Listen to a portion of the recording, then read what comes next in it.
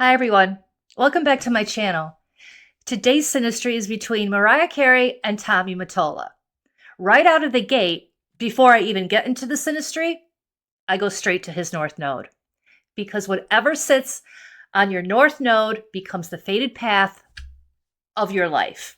It's a core fabric that runs through your destiny. And what's sitting there on his North Node? The asteroids Merlin, Nessus, and Angola. Let that sink in. Merlin is the magician, the hypnotist, the man behind the curtain, the one who waves the wand and makes reality bend. So this is someone who knows how to enchant, manipulate, and psychologically steer people. This is executive sorcery. This is persuasion wrapped in velvet. And also on his North Node is Nessus. Nessus is abuse of power. It's crossing boundaries while pretending it's for your own good. It's control dressed up as protection. It's poison that works slowly. This is where manipulation becomes captivity. This is where he uses his position to dominate another person's world. And now we add Angola. Angola is prison energy, not always literal, but psychological incarceration, feeling trapped, owned, contained, living inside someone else's rules. So when you stack these together on his North Node, this tells me his life theme is literally magical control, misuse of power, and containment. This man's destiny, his signature is enchanter meets jailer. So he doesn't just build careers, he builds cages. Merlin casts the spell, Nessus administers the control, and Angola locks the door shut. Now, if you're wondering how a woman with one of the greatest voices on the earth ends up feeling silenced, it's because of her Venus. Venus tells you how a woman receives love, safety, affection, beauty, and emotional nourishment. And what does she get from him?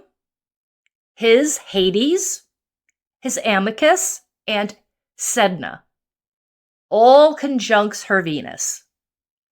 And Saturn is hovering nearby like a security camera, holding hands with her Venus.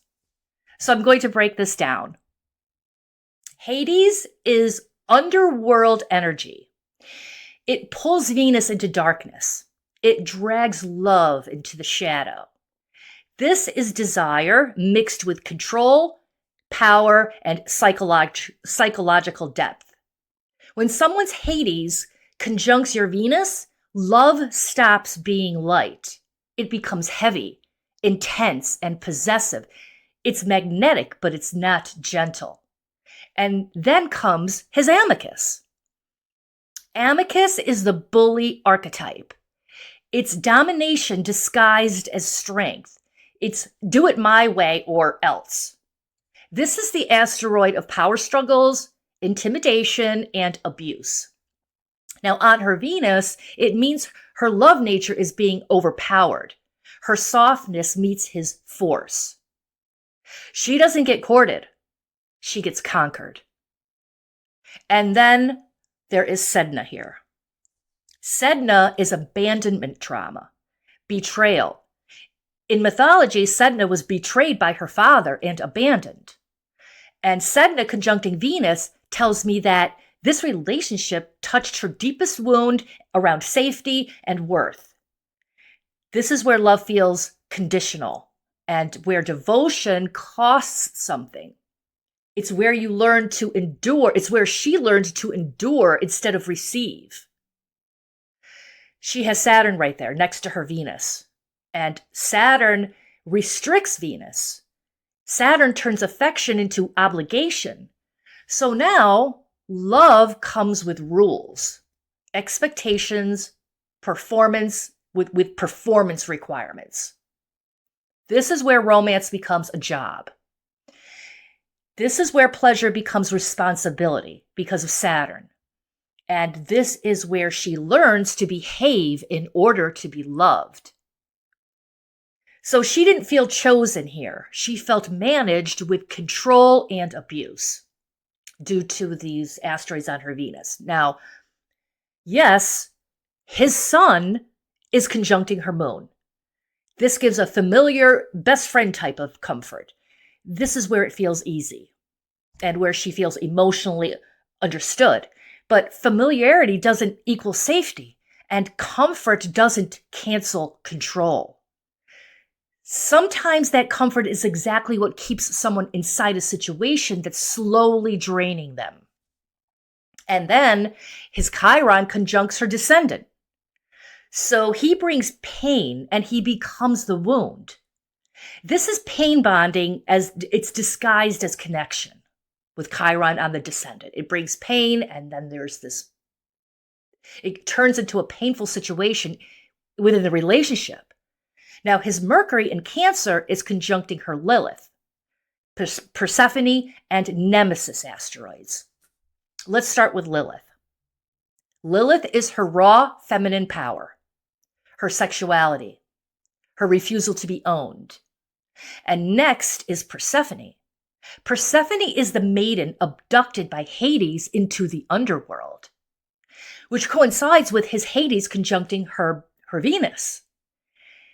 It's the loss of innocence through relationship. She becomes queen of the underworld. And this is where she gets pulled underground psychologically through his words because of Mercury. And it's where her identity starts reorganizing around his reality. And then here's a Nemesis. Nemesis is sneaky behind the scenes betrayal. That tells me his way of speaking, managing, and emotionally framing things plants seeds that captivate her into the underworld. And all of this lands in her second house, the house of self-worth and money. So now his voice is shaping how she sees herself. It's shaping her sense of security. So he doesn't just manage her career here. He manages her value system. This is where she starts living inside his emotional weather due to his Mercury in Cancer. And his Pholus conjuncts her midheaven and Pygmalion. I actually had to stop for a second when I saw this. I was kind of shocked because Pholus is the small cause, massive effect asteroid. It's the cork popping off the bottle. One meeting, one decision, and one moment that changes the entire trajectory of your life. And in her case, her life. Pholus doesn't whisper. It explodes whatever it touches. Now put that on her midheaven. The midheaven is your public destiny, your career, your reputation, and your life direction. So his Pholus on her midheaven, when it's there, it suddenly changes her entire future and it gets redirected through him.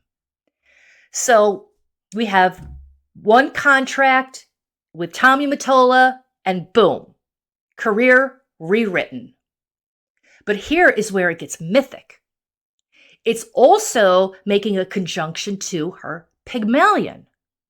Pygmalion is the sculptor archetype, the one who molds someone into their ideal image, the creator who falls in love with what they built. So the translation here is he doesn't just change her career, he reshapes her identity. This is where she becomes the product of his vision. And this is where her public self gets crafted inside of his fantasy of who she should be. This is the moment the goddess steps onto the world stage, but She's wearing someone else's blueprint. She's been formed by him, manipulated and built. And then his requiem conjuncts her midheaven as well. That's public ending energy. This relationship doesn't just change her career, it closes a chapter of her life permanently. Requiem didn't take her career away. It buried the version of her that existed under his authority because of the midheaven. So that era gets a funeral. Requiem is literally funeral for the dead. And sitting right on top of her point of fortune is his narcissist and Persephone asteroids. Narcissist on the part of fortune means your happiness gets rerouted through someone else's ego. Your light becomes their mirror. Your success feeds their identity. So instead of joy being hers, it starts orbiting him due to his narcissist asteroid. And then here comes Persephone. Persephone is the descent into the underworld, like I explained before. So now her point of happiness is fused with his narcissistic need for control and the archetype of being taken underground, which is validated by his Mercury on her Persephone. So her abundance is tied to losing parts of herself. So this is where the fairy tale flips. She doesn't step into fortune freely. She enters it through captivity. So yes, she becomes wildly successful here. But it's success that's filtered through someone else's power, which is him. It's filtered through his power. That's a golden cage. And just to close the loop, his Juno is conjuncting her sun, and his bride is conjuncting her groom within 2 degrees. So yes, astrologically, this does show marriage. This is just where it becomes official. But marriage signatures don't tell you if something is going to be healthy or if it's going to last forever. They just, those aspects, it just tells you that it's going to happen or it happened. Mariah, she's the goddess that walked into a gilded maze. Yes, she rose and became iconic, but she paid for it with pieces of herself. The charts don't lie. So that's all I have for today, and I will be back soon with other Synastry charts. And subscribe if you want to stay in the loop. Have a great day.